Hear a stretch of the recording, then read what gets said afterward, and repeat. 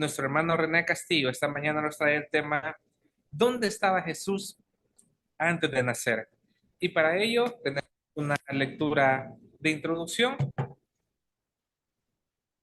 La lectura se encuentra en Juan capítulo 8.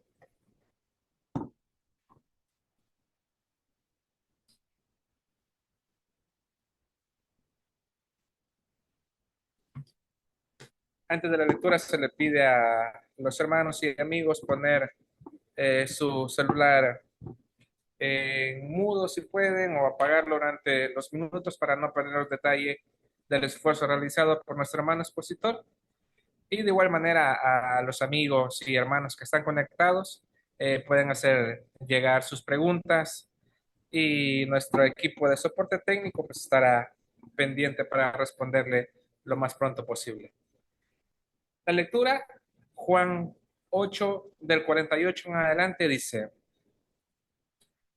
respondieron entonces los judíos y le dijeron, ¿no decimos bien nosotros que tú eres samaritano y que tienes demonio? Respondió Jesús, yo no tengo demonio, antes honro a mi Padre y vosotros me deshonráis, pero yo no busco mi gloria. Hay quien la busca y juzga. De cierto os digo, que el que guarda mi palabra nunca verá muerte. Entonces los judíos le dijeron, ahora conocemos que tienes demonio. Abraham murió y los profetas, y tú dices, el que guarda mi palabra nunca sufrirá muerte. ¿Eres tú acaso mayor que nuestro padre Abraham, el cual murió? Y los profetas murieron. ¿Quién te haces a ti mismo? Respondió Jesús. Si yo me glorifico a mí mismo, mi gloria nada es. Mi Padre es el que me glorifica, el que vosotros decís que es vuestro Dios. Pero vosotros no le conocéis, mas yo le conozco. Y si dijere que no le conozco, sería mentiroso como vosotros, pero le conozco y guardo su palabra. Abraham, vuestro padre, se gozó de que había de ver mi día, y lo vio y se gozó. Entonces le dijeron los judíos, ¿aún no tienes 50 años y has visto a Abraham? Jesús le dijo, de cierto os digo, antes que Abraham fuese, yo soy. Con esta lectura dejo a nuestro hermano expositor.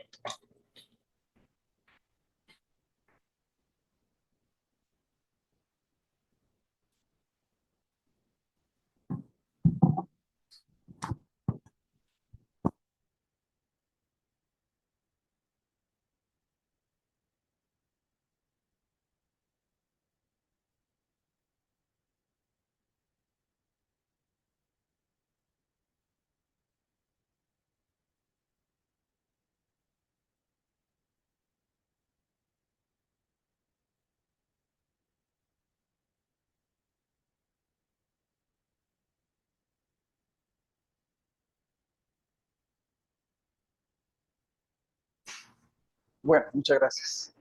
Eh, bueno, igual es un gusto de nuevo estar aquí, reunidos para estudiar un tema más en este mes bajo el tema general, el Dios de la Biblia. Y lo que hemos venido desarrollando es, la primera clase fue quién es el Dios de la Biblia, la segunda fue Jesucristo hombre, y hemos aprendido cosas bien interesantes.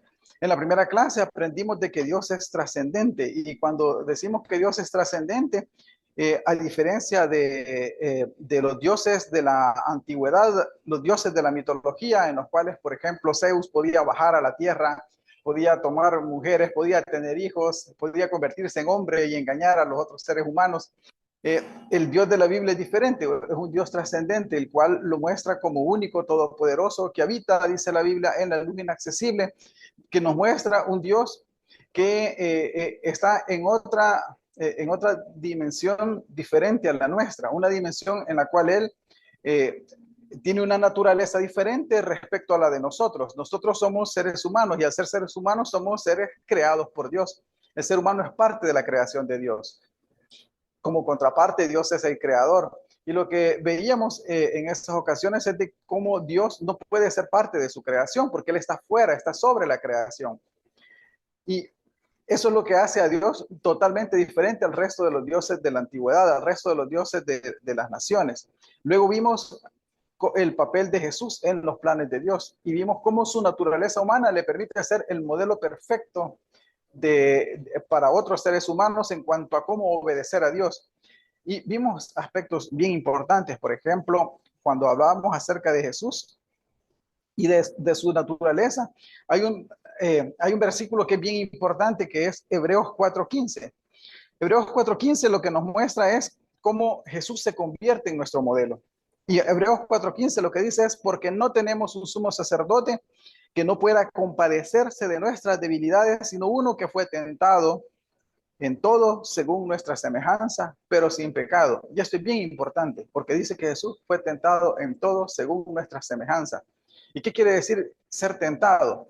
Que ser tentado implica que podemos pecar. O sea, es imposible ser tentado y que no exista la posibilidad de pecar. Todas las personas que son tentadas pueden pecar. Y eso es lo que marca la diferencia entre Jesús y el resto de la humanidad. Y lo que dice el escritor de Hebreos es de que él es exactamente igual que nosotros. Una persona que es tentada exactamente en todas esas tentaciones que nosotros pasamos.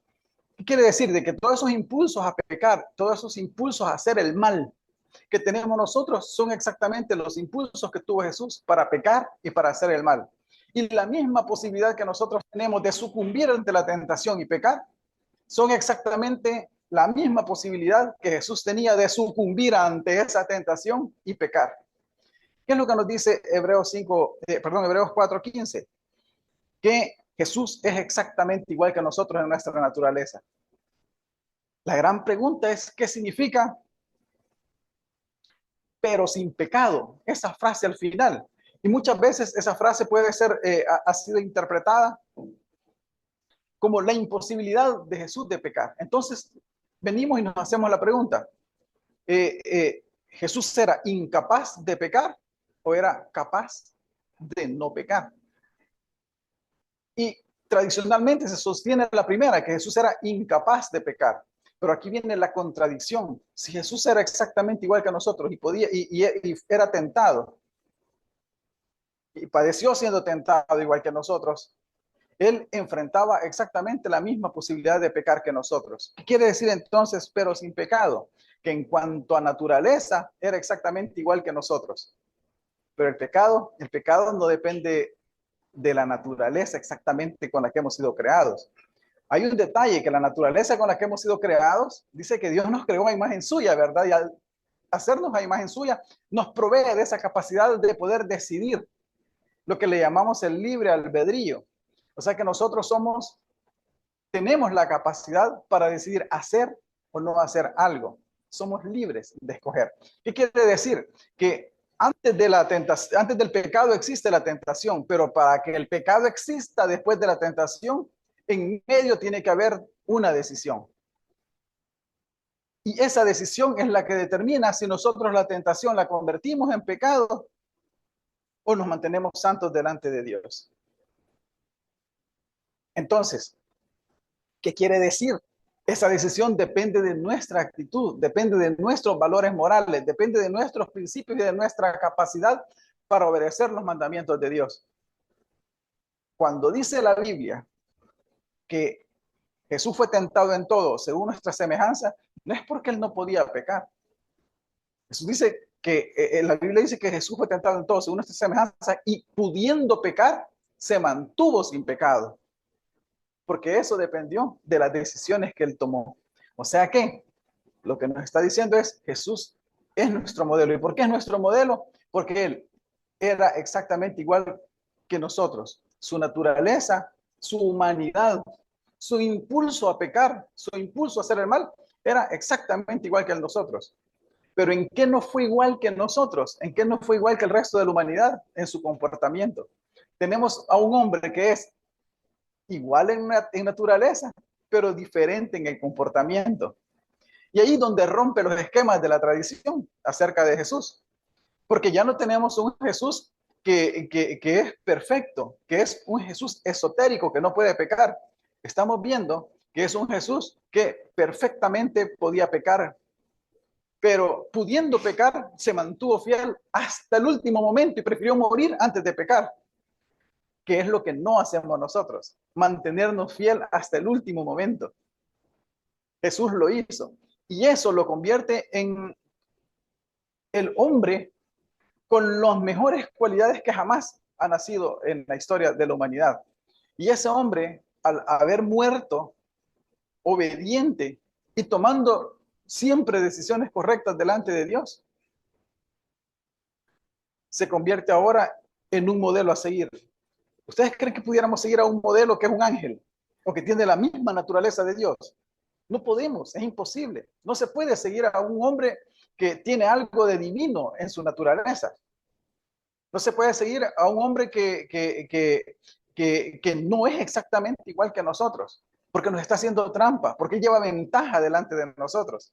Pero Hebreo nos dice, ¿sabe qué? Jesús fue exactamente igual que nosotros. No tenemos pretexto para que hoy nos enfrentemos ante diferentes situaciones y nosotros podamos decir, es que como el ser humano es peca, ¿verdad? Y el ser humano es imperfecto, y siempre le estamos echando la culpa a nuestra naturaleza. Y cuando nosotros le estamos echando la culpa a nuestra naturaleza, ¿quién fue que diseñó nuestra naturaleza? La diseñó Dios. Entonces nosotros le estamos echando la culpa a Dios de las faltas que nosotros cometemos. Jesús no llegó a ese, no se bajó a ese nivel de decir, dada mi naturaleza, yo soy, es imposible que yo no peque, ¿verdad?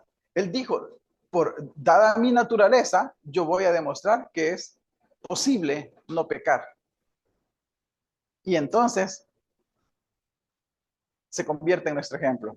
Y así es como nosotros podemos seguir a alguien que tiene los mismos problemas que nosotros, las mismas debilidades que nosotros, y nos rompe el paradigma de que es imposible no pecar. Este es el Jesús de la Biblia. Este es el Jesús que nos muestra la Biblia.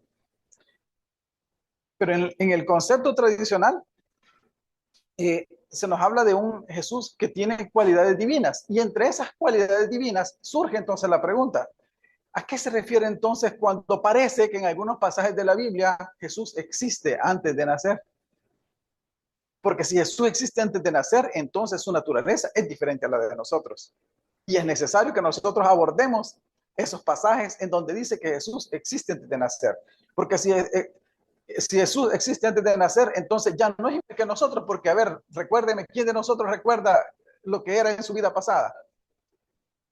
Nadie recuerda lo que era en su vida pasada. ¿Por qué? Porque no existíamos. Nuestra existencia, ¿cuándo surgió? ¿Cuándo empezó nuestra existencia? En ese momento en que que fuimos concebidos en el vientre de nuestra madre y salimos y vimos la luz y soltamos ese primer llanto, ¿verdad?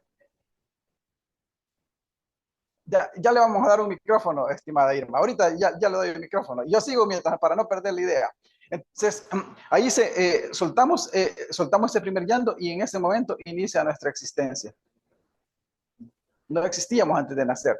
Ahora, si Jesús es exactamente igual que nosotros, si Jesús comparte exactamente nuestra naturaleza, como dice Hebreos 2:14, que es exactamente de carne y sangre igual que nosotros, y como dice Hebreos 2:16, perdón, de que no es como los ángeles, sino que es como nosotros.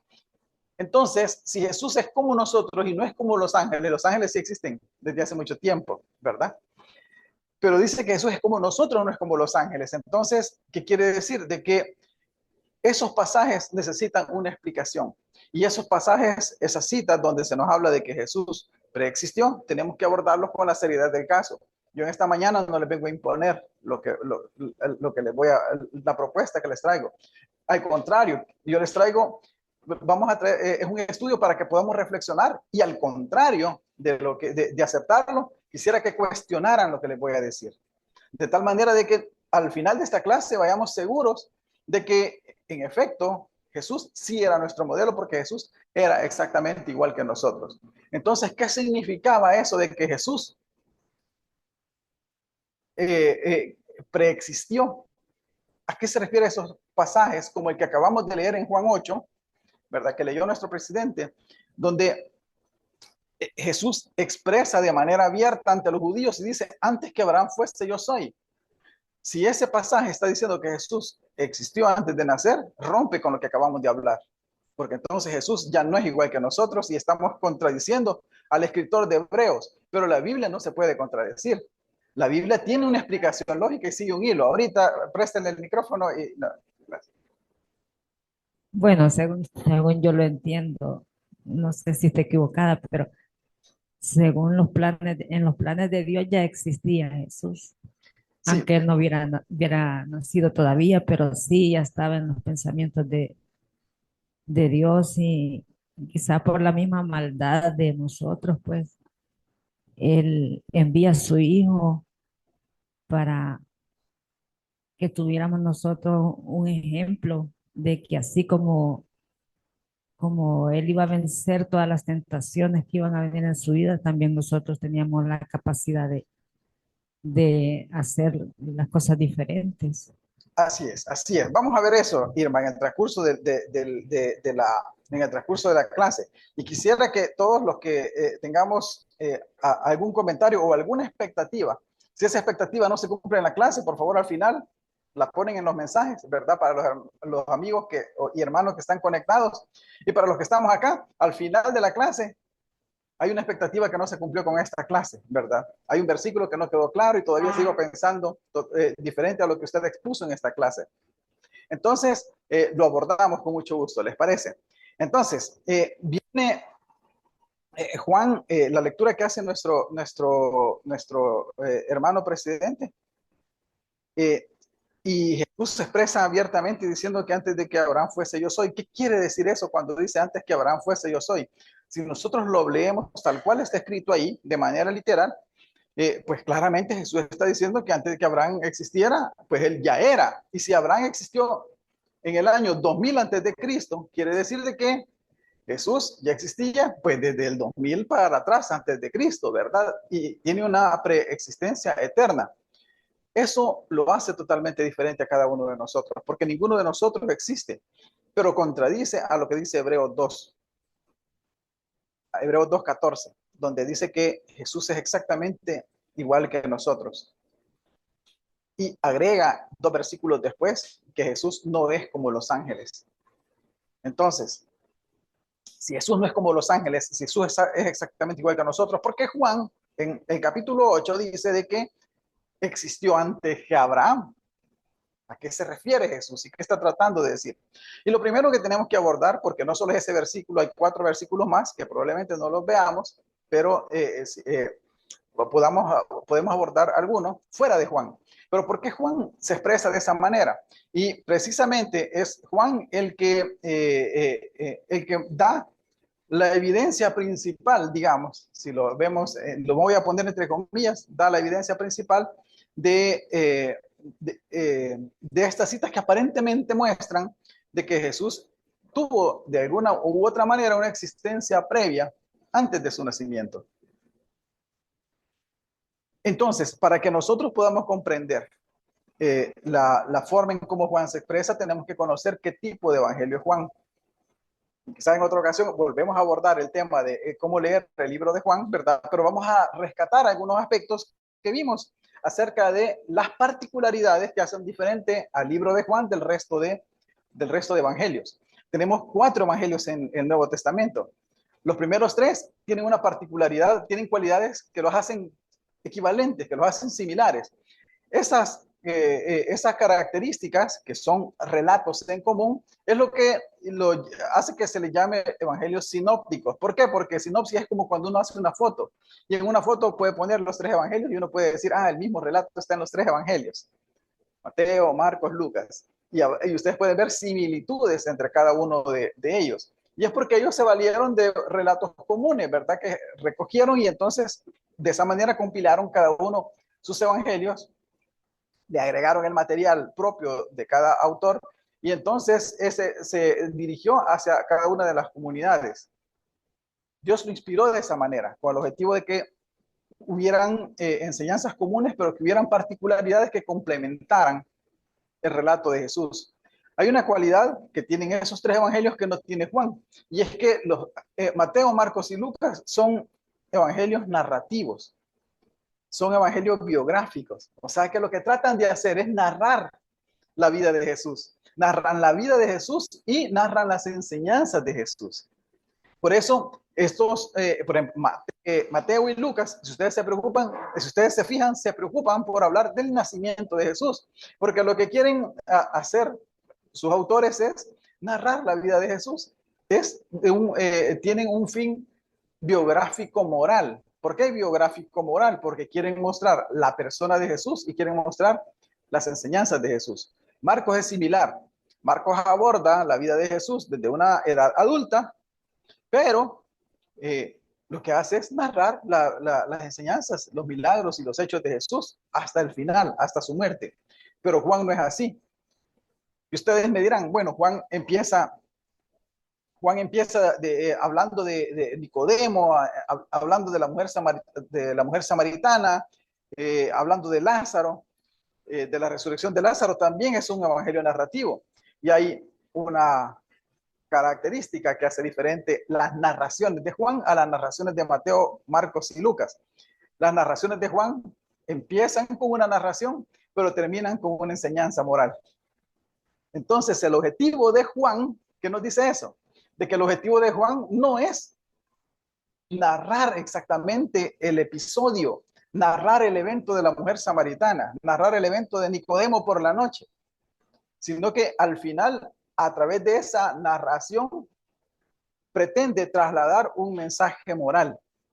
Cada narración de Juan es un mensaje moral. O sea, que al final, cada narración, si ustedes tienen el tiempo, en cada narración al final van a encontrar una conclusión moral en el Evangelio de Juan. Eso lo hace diferente al resto de evangelios. Y además, la estructura como está Juan.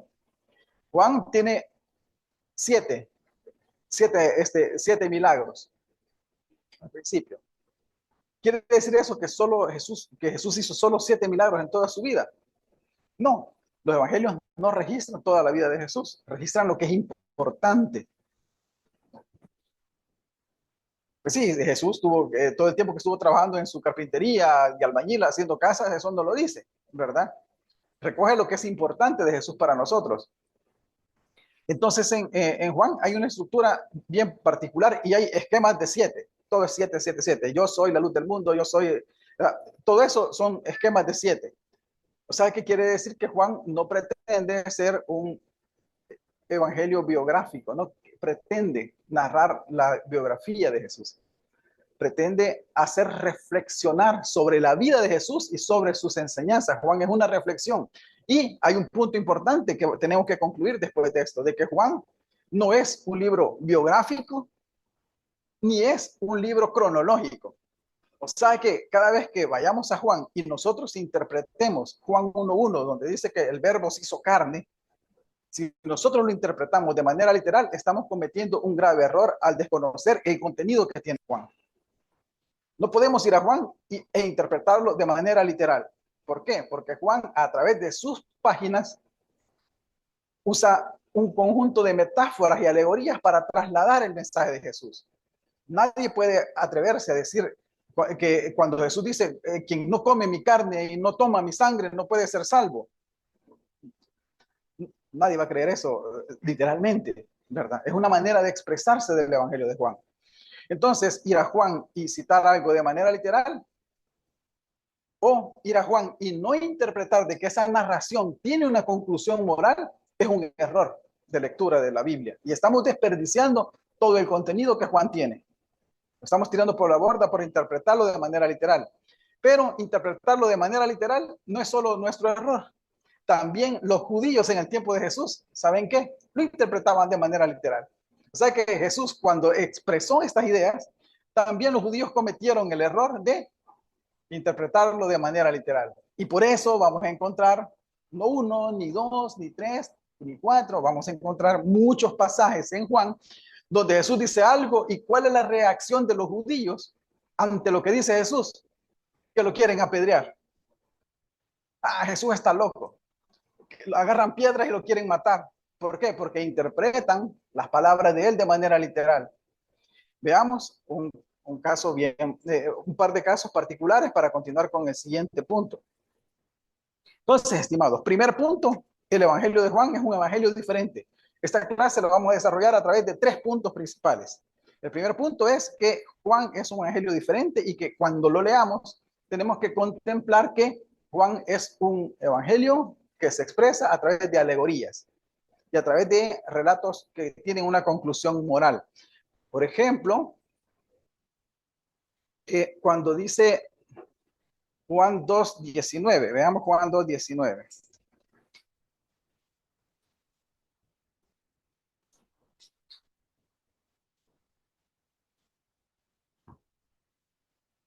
Juan 2:18 y 19.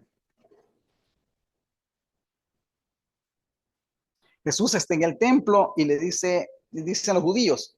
Y los judíos respondieron y le dijeron, ¿qué señal nos muestras ya que haces esto? Se recuerdan que Jesús había agarró una cuerda y le dio vuelta a todas las mesas, de que se enojó, ¿verdad? Al ver que allí era mercado dentro del templo. Entonces le dice, bueno, ¿con qué autoridad haces esto? ¿Qué te sucede? Los judíos lo cuestionan. ¿Qué señal nos muestra? O sea, ¿qué señal podés mostrar? ¿Qué milagro, verdad? Podés mostrarnos ahora para que vos nos digas que sos el Mesías y que tenés el derecho a hacer esto. Y él les dice en el versículo 19, perdón, respondiendo Jesús les dijo, destruid este templo y en 3 días lo levantaré. Y dicen luego los judíos en el versículo 20, en 46 años fue edificado este templo y en 3 días lo levantarás. Pero, ¿qué sucede? Él no estaba hablando del templo físico, del templo donde él estaba en ese momento, desbotando todas las mesas. Él estaba hablando, dice siempre, y qué bueno que nos aclara el versículo 21, ¿verdad? Mas él hablaba del templo de su cuerpo. ¿Por qué? Porque ¿qué habrá sucedido en el contexto? Cuando Jesús estuvo botando todo eso y tirando las mesas del templo, lo que él escuchó era, de seguro, saben que la única solución para callar a este hombre y pararlo es matarlo. Entonces él reacciona de esa forma y dice, bueno, destruyan este templo y yo lo reconstruiré a los 3 días. No estaba hablando del templo, no estaba hablando del templo físico, ¿verdad? De esos grandes muros que la gente podía ver, que no solo se tardó 46 años, se tardó mucho tiempo más porque todavía estaba en construcción en el tiempo de Jesús. Ni los mismos discípulos entendieron en eso. Al final, en el versículo 22, podemos ver de que los discípulos incluso lo entendieron hasta después que él había resucitado.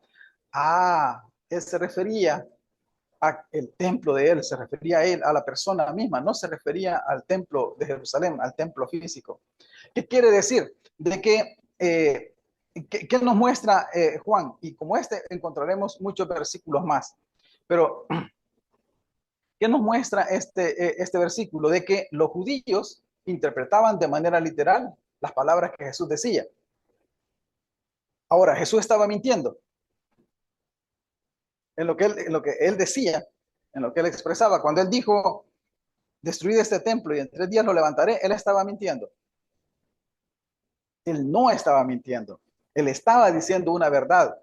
Lo que no estaba diciendo era lo que los judíos estaban interpretando de esa frase.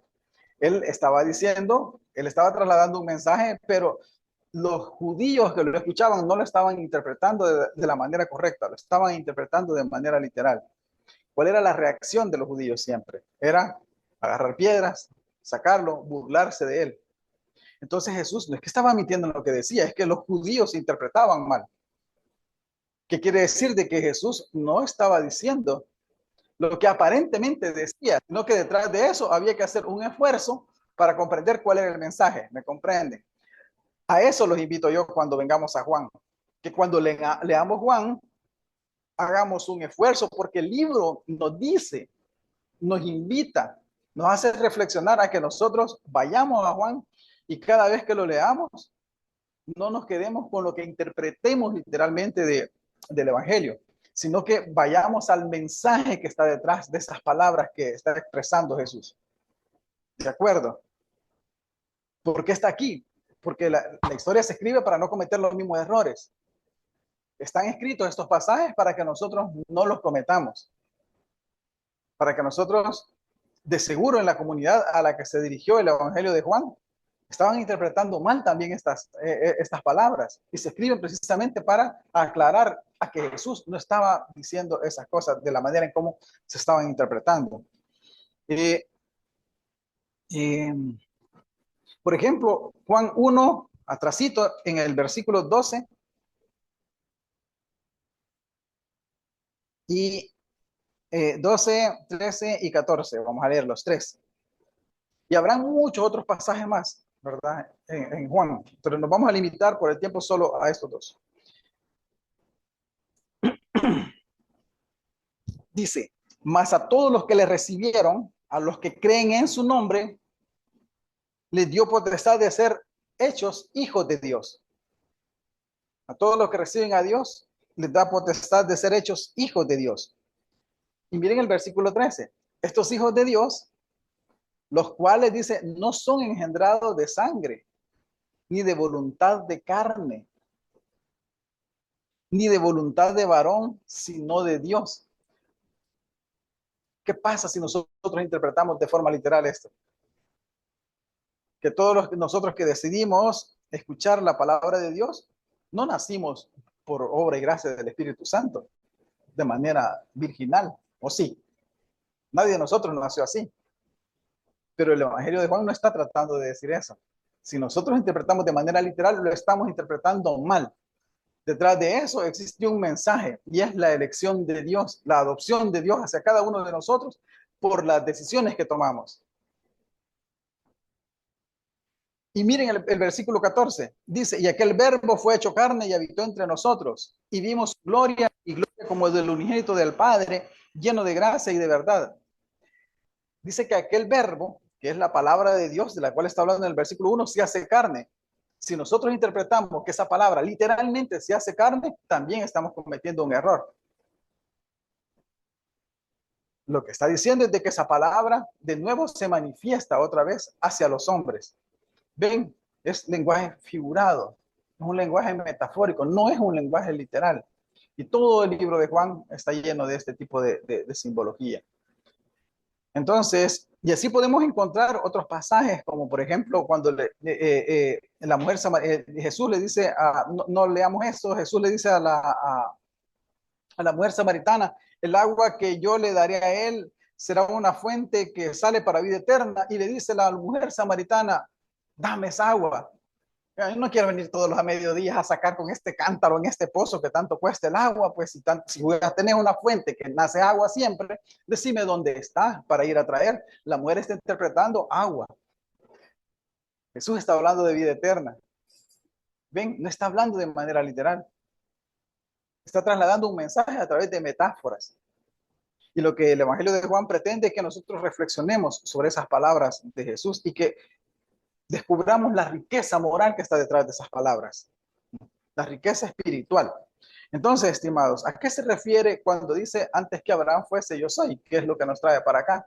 Y veamos que el mismo esquema en Juan 8, 56, el mismo esquema de los relatos que acabamos de leer es precisamente el mismo esquema que muestra el versículo 56, Juan 8, 56. Bueno, veamos versículos 54, 55, como parte del contexto. Respondiendo Jesús, si yo me glorifico a mí mismo, mi gloria nada es. Aquí hay un punto importante. Jesús no puede glorificarse a sí mismo. Solo ¿quién puede glorificar a otra persona? Solo Dios puede hacerlo. Esto está marcando una línea en la cual Jesús está mostrándose diferente a Dios. O sea, Jesús no es Dios. Dice, si yo me glorifico a mí mismo, mi gloria nada es. Mi Padre es el que me glorifica. O sea, quien da fe de que yo estoy actuando bien, no soy yo, es mi Padre el que me glorifica, el que vosotros decís que es vuestro Dios, ¿verdad? O sea que ustedes dicen, el Dios, el mismo Dios que ustedes predican, ¿verdad? Ustedes no lo están representando bien. O sea, en otra ocasión en Juan se le llama generación de víbora, ¿verdad? Porque no están, dicen ser hijos de Abraham, hijos de Dios, pero no actúan como hijos de Abraham ni como hijos de Dios. Entonces Jesús les dice, el mismo Dios tenemos los dos, pero ustedes no lo muestran. Ustedes dicen que tienen este Dios, pero ustedes no lo muestran.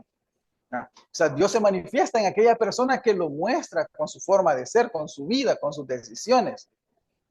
Eso es lo que él hacía diferente a la actitud de los fariseos con la actitud de Jesús.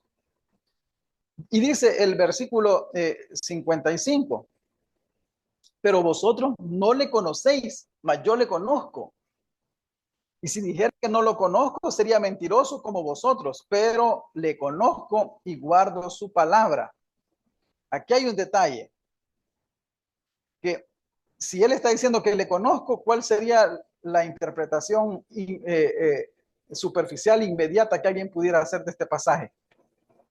Cuando Jesús dice, yo le conozco, y si dijera que no le conozco, sería mentiroso, pero a Dios yo lo conozco. Estaríamos pensando de que él lo conoce, como estás, ¿verdad? De cerca, ¿verdad? Pero en la Biblia conocer no quiere decir de que conocer a Dios no quiere decir de que podemos verlo, que podemos estar frente a Él. Conocer a Dios significa de que nosotros sabemos cuáles son los mandamientos de Él para ponerlos en práctica en nuestra vida. Y es la capacidad de poder hacer nuestro el pensamiento de Dios. O sea, que sabemos lo que Dios quiere con la humanidad, sabemos lo que Dios quiere con la creación y la capacidad de hacer nuestro ese pensamiento para que nosotros podamos reflejar esa actitud con su creación. Eso es conocer a Dios. Entonces no está hablando de manera literal acá. Y dice, y aquí viene la frase con la que rompe Jesús el relato. Y dice, Abraham, vuestro padre, se gozó de que había de ver mi día y lo vio, dice. Y miren, dice, entonces le dijeron los judíos, aún no tiene 50 años y ha visto a Abraham. Bueno, hay un dato biográfico aquí, ¿verdad? Jesús cuando pasó esto no había llegado a los 50 años. Bueno, pero, ¿qué es lo que dice Jesús? ¿Saben qué? Abraham, vuestro padre, porque ellos reclamaban a Abraham como padre, ¿verdad? Se gozó de que había de ver mi día y lo vio. Y le dicen los judíos, ¿cómo vas a creer que has visto a Abraham si apenas no has cumplido los 50 años? ¿Qué estaban haciendo los judíos con las palabras que Jesús les estaba diciendo? Lo estaban interpretando de manera literal. ¿Cuál es el error que nosotros cometeríamos al interpretar el versículo 56? También, de manera literal. No estamos capturando el mensaje que Jesús trataba de decir. Ellos que decían que Abraham, que eran hijos de Abraham, Abraham sí inició en un punto de la historia. Pero la esperanza que Jesús traía era una esperanza que había existido desde siempre. Y eso lo hace diferente a cualquier ser humano, porque ese es parte de un plan. El plan está fuera. Cada uno de nosotros tiene una situación temporal. ¿Qué quiere decir eso? De que aparece en el tiempo. Aparecemos en algún momento, pero el plan de Dios es atemporal, o sea, no tiene que ver con el tiempo. Él desde el momento en que en su mente concibió crearnos, Él diseñó para nosotros ese plan de salvación. Ese plan está fuera de cualquier esquema temporal. Entonces dice, Abraham vio, vuestro padre se gozó que había de ver mi día, y lo vio y se gozó.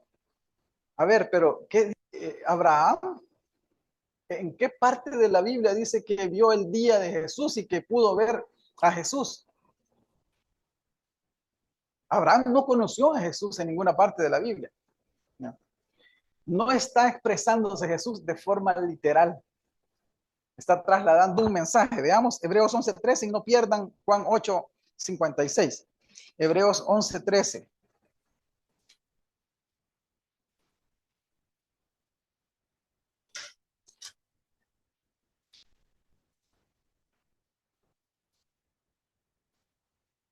Hebreos 11:13.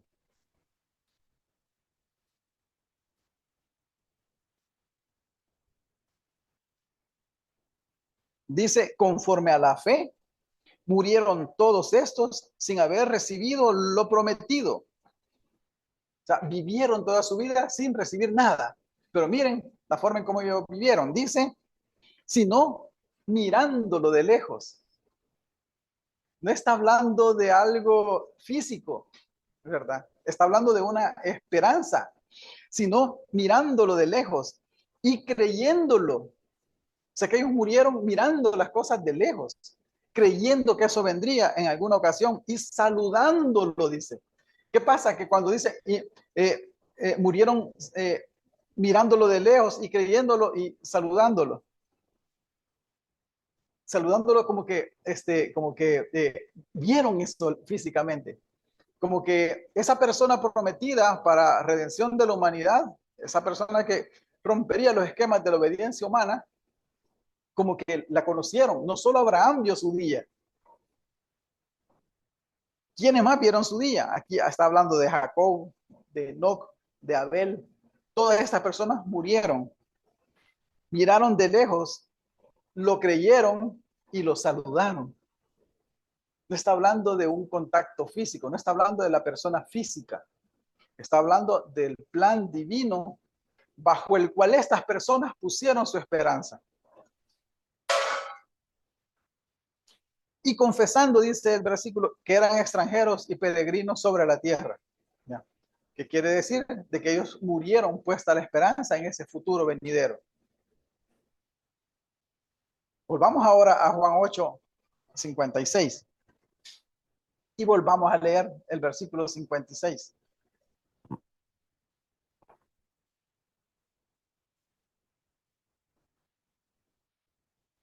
Dice, Abraham vuestro padre se gozó que había de ver mi día y lo vio y se gozó. Ahora sí, después de haber leído Hebreos, esto tiene sentido, ¿verdad? No está hablando de algo literal, está hablando de la fe que ellos habían depositado en el futuro.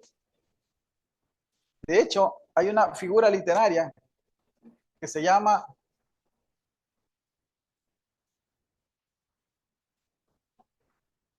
prolepsis. Esto es contrario a la analepsis.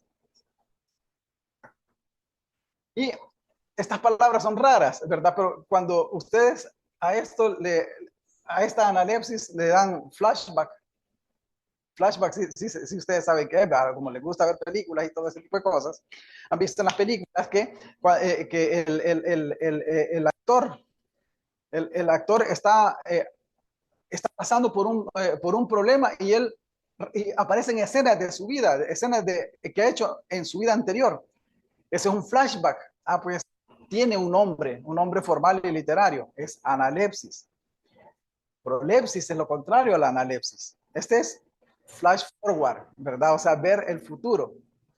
En la Biblia, lo que aparece es la prolepsis. Es una figura literaria y esta figura literaria es de ver el futuro como que fue, ¿verdad? Es de ver los eventos del futuro que se van a cumplir, es ver hacia adelante.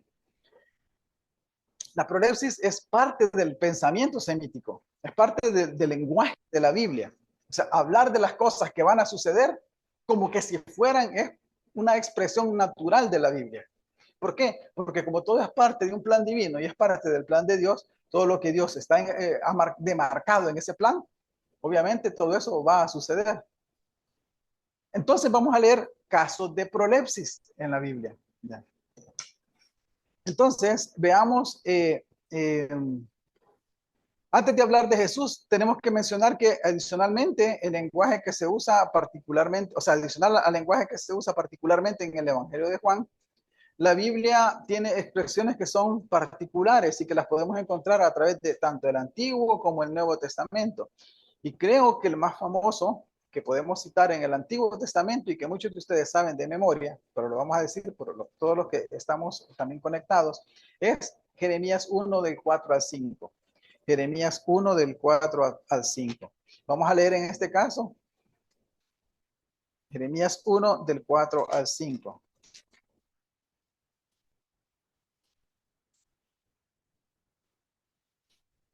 Jeremías 1 del 4 al 5 y dice, vino pues palabra de Jehová a mí, diciendo, antes que te formase en el vientre te conocí, y antes que nacieses te santifiqué y te di por profeta a las naciones.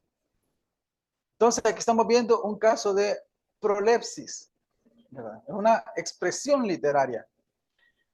Y como expresión literaria es parte del lenguaje bíblico, del lenguaje semítico, donde cuando se hablaba de una persona que había sido escogida desde antes de nacer o que preexistía antes de nacer, está hablando de una persona con la cual Dios tenía un plan para desarrollar. Y vamos a ver más adelante de que no solo con estas personas, no solo estas personas preexistieron, entre comillas, sino que hay un grupo mayor de personas que preexistieron y con eso vamos a ir concluyendo más adelante. Pero por el momento detengámonos en este ejemplo. Entonces, ¿qué quiere decir? Que Jeremías existió antes. El versículo 5. Quiere decir que si nosotros lo interpretáramos de manera literal, podríamos pensar de que Jeremías existió antes y que conoció a Dios y que Dios le encomendó ser profeta desde antes de nacer. Pero eso no es lo que está diciendo Jeremías. Jeremías lo que está diciendo es de que él, antes de que él naciera, ya estaba en los planes de Dios, que él iba a ser profeta. Pero para eso, Jeremías no tiene que haber existido físicamente antes de nacer. Para eso, para ser elegido y enviado como profeta a las naciones, Jeremías no tenía que existir físicamente. Solo tenía que estar en los planes de Dios. Porque Dios escoge. Para que Dios nos escoja, no tenemos que existir. Para que Dios nos escoja, tenemos que estar en los planes de Dios. Jeremías estaba en los planes de Dios. Y no es el único caso. Vámonos a Gálatas en el Nuevo Testamento.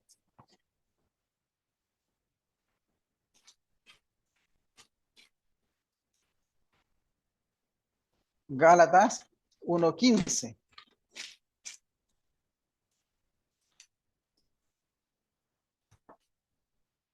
Gálatas 1:15 y 16.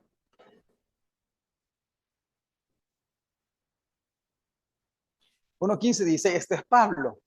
Y Pablo dice, pero cuando agradó a Dios que me apartó desde el vientre de mi madre y me llamó por su gracia.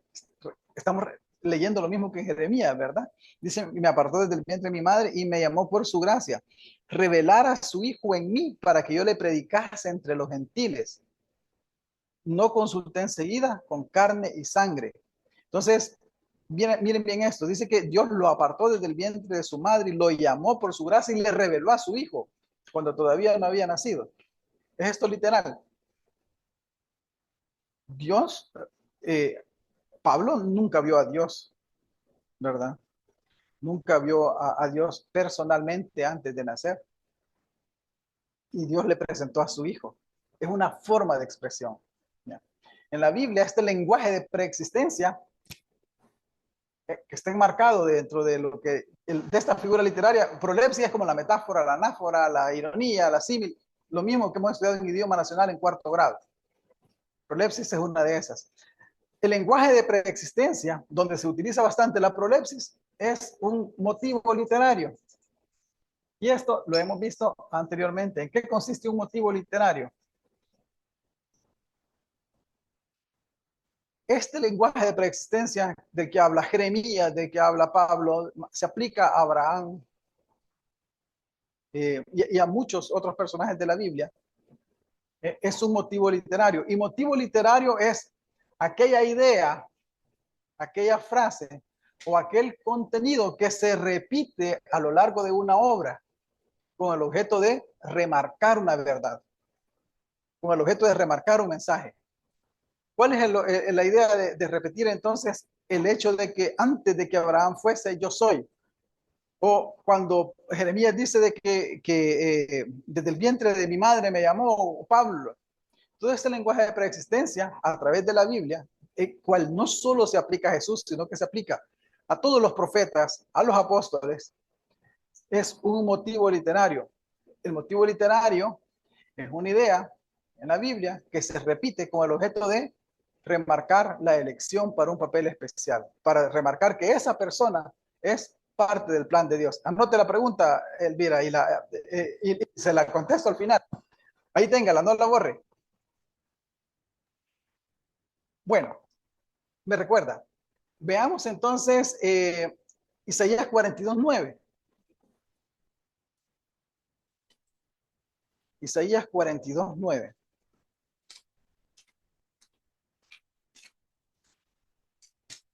Isaías 42:9. Veamos el porqué de la prolepsis, el porqué de este mensaje anticipado de cosas que van a pasar, de decir que ya existen cuando en realidad todavía no existen, ¿verdad? Veamos 42:9. Dice Isaías 42:9. El capítulo 42 es aceptado como una profecía acerca de Jesús, acerca de quién sería el Mesías, acerca del papel que este Mesías desempeñaría. Y miren lo que dice el versículo 9. He aquí, dice, se cumplieron las cosas primeras, o sea que de la forma en que se han cumplido todas las cosas que ya dije, dice Dios, yo anuncio cosas nuevas. Antes que salgan a luz, yo las haré notorias. Dice, está hablando de quién será el Mesías en el capítulo 42 y está diciendo, yo anuncio cosas nuevas que no existen todavía, pero que las voy a hacer, cosas que serán notorias y que todos las van a ver. Entonces Dios anuncia las cosas que no son todavía como que si fuesen. Isaías 49:1.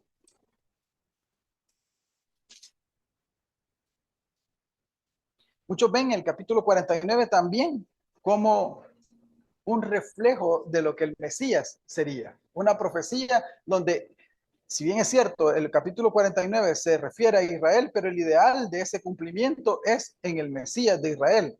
Esa persona que sería obediente hasta la muerte cuando se manifestara. Miren versículo 1.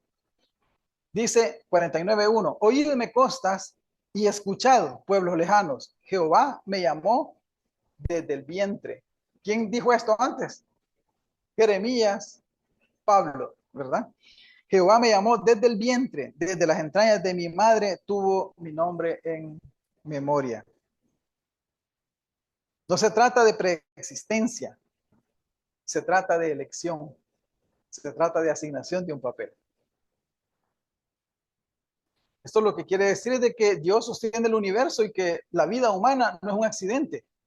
No es que apareció porque accidente, ¿verdad? No, es parte de un plan. Ha sido creado por Dios con un propósito. Y hay un plan y diseño específico para cada uno de nosotros, donde nosotros podemos tener parte de él. Ven, todo está planificado por Dios. Y de esa forma, estas personas que juegan un papel importante en los planes de Dios, preexistieron, existieron antes de nacer, pero no existieron de manera física, sino que existieron como parte de ese plan de Dios, estaban en la mente de Dios. Como Pablo, como Jeremías, como Jesús. Entonces, vamos a ver Romanos 8, 28, 30. Vamos a ver de que no solo Pablo, no solo Jesús, y no solo Jeremías, ni Abraham en otros versículos, etcétera, etcétera, preexistían en el pensamiento y en el plan de Dios, sino que también, veamos, Romanos 8, 28 al 30. Romanos 8, 28 al 30.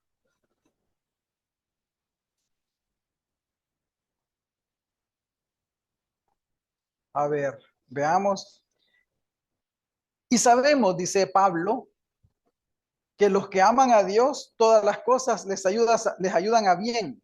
Esto es, a los que conforme a su propósito son llamados. No sigan leyendo, parémosle ahí. Dice que conforme a su propósito son llamados. ¿Cómo se expresa la Biblia de aquellos que conforme a su propósito son llamados? ¿Cómo se ha expresado de Pablo? ¿Cómo se ha expresado de Jeremías? ¿Cómo se ha expresado de Isaías? ¿Cómo se ha expresado de Jesús? Que existían antes, que fueron llamados desde antes de nacer. Pero no estamos hablando de una existencia física, sino que estamos hablando de parte de un plan. Estas personas existieron, pero como parte de un plan y un diseño divino con la humanidad, ¿ya? Entonces, ahora sí sigamos leyendo. Dice, porque a los que antes conoció, o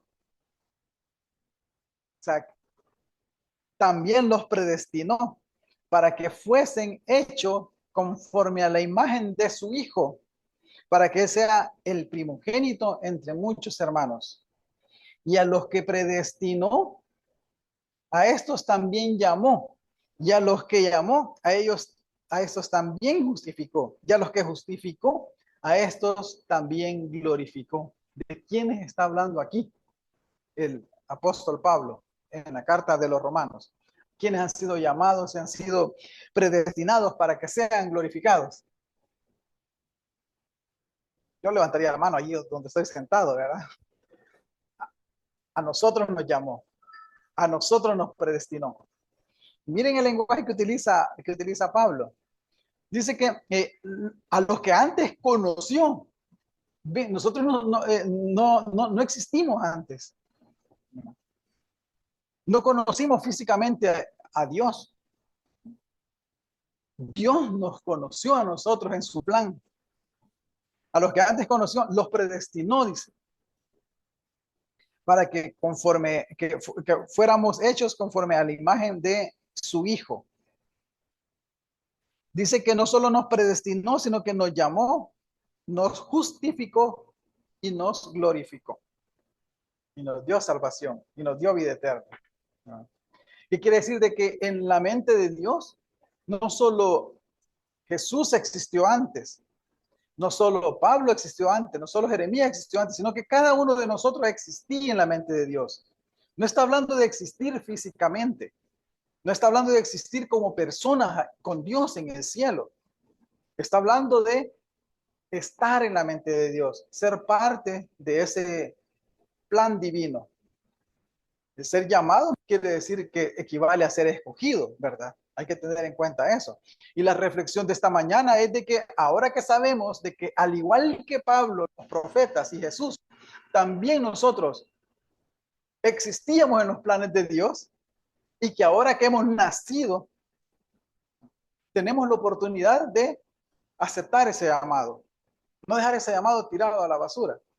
Si Dios nos llamó y nos conoció para que estuviéramos acá, es porque Él quiere darnos la oportunidad de que podamos participar en ese plan, en ese reino que transformará la tierra. Una nueva manera de vivir, un nuevo sistema, donde todo esto que conocemos, la guerra, las enfermedades, todo eso va a ser diferente, donde podamos vivir en paz, podamos vivir en armonía y sobre todo podamos vivir para siempre. Hoy sí les dejo el espacio para preguntas. Si les parece, si hay preguntas también entre el público. Vamos con, estaba en cola Elvira, después va Betty. Muchas gracias y empezamos con preguntas y respuestas. No, solamente yo lo que le quería decir era que, vaya, el caso de Jeremías, que dice que antes de que naciera ya lo conocía, que Pablo, era un proyecto que Dios tenía para los postreros tiempos. Era un proyecto, así es. Sí, así entonces, es. Y igual para nosotros. Sí, sí. Existíamos como proyecto en la mente de Dios. Y así, de esa misma manera, Jesús existía como parte de ese proyecto. Así es, ¿verdad? Correcto, sí. Sí. Solamente, gracias. Muchas gracias, Elvira. Vamos con Betty y después vamos con Patti.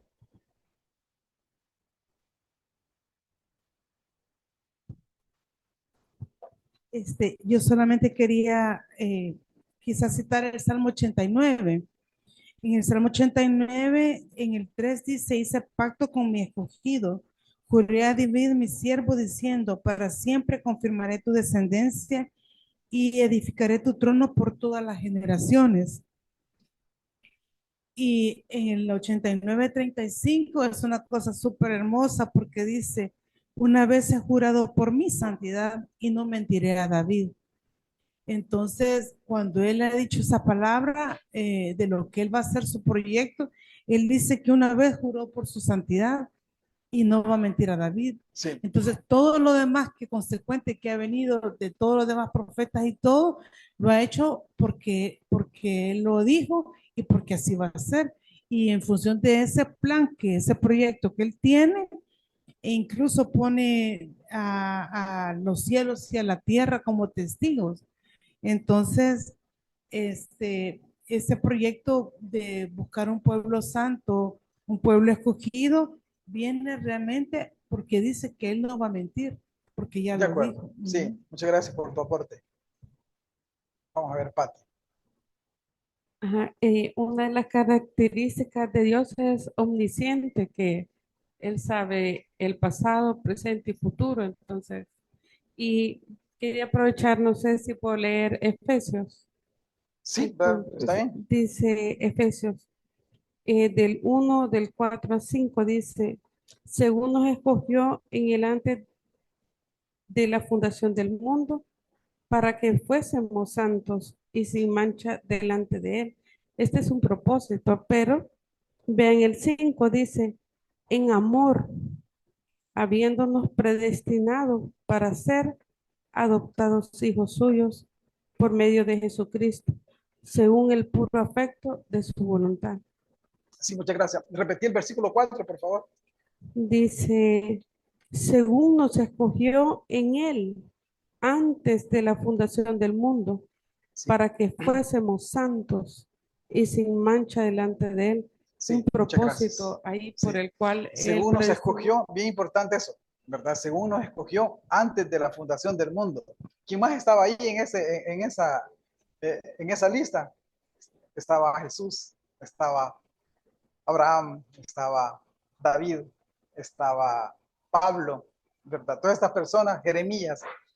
Por eso dicen ellos, de que ellos fueron llamados desde antes de que nacieran, ¿verdad? Porque sí existimos, pero existimos en los planes de Dios. Desde antes de la fundación del mundo, porque estábamos en la mente de Dios. Y Dios siempre ha estado. O sea que nosotros siempre hemos estado en la mente de Dios. Pero estábamos solo en sus planes.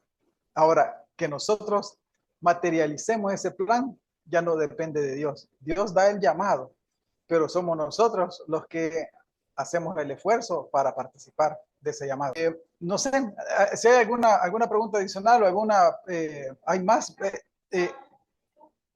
Magdalena.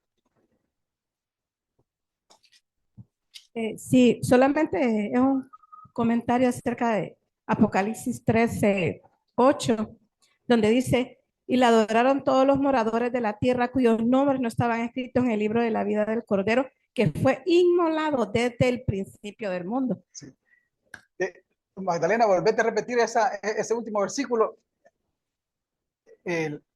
La última parte Sí, dice, y es Apocalipsis, por favor. Apocalipsis 13, Apocalipsis 13. 8. 8, sí, ahora sí, dale, por favor. Dice otra vez, y la adoraron todos los moradores de la tierra, cuyos nombres no estaban escritos en el libro de la vida del Cordero, que fue inmolado desde el principio del mundo. ¿Qué significaba eso? No era que Jesucristo ya había muerto desde el principio del mundo, o sea, no podía ser. Exactamente. Dice Batilio de Efesios, donde dice que fuimos escogidos desde antes de la fundación del mundo. Y Apocalipsis dice de que Jesús fue inmolado desde la fundación del mundo. No es literal.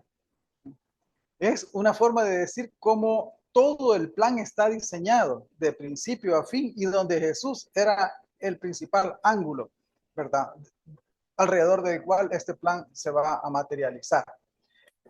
Muchas gracias por sus aportes. Si alguien tiene alguna pregunta adicional, hay más versículos complejos, los vemos luego, me los mandan por WhatsApp, ¿verdad? O como sea, para aclararlos. Muchas gracias entonces por su atención.